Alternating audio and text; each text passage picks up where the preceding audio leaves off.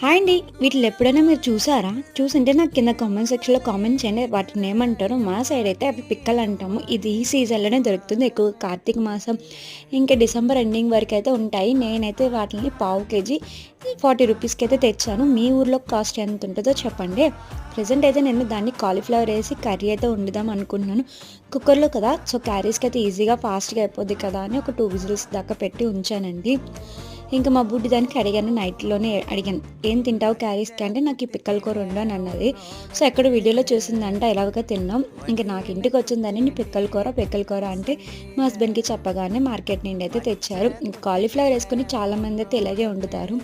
కొంతమంది టమాటీ వేసుకొని వండుతారు. కొంతమంది వంకాయ వేసుకొని వండుకుంటారు. చాలా రకాలుగా చాలా సైడ్‌లో వండుకుంటారు.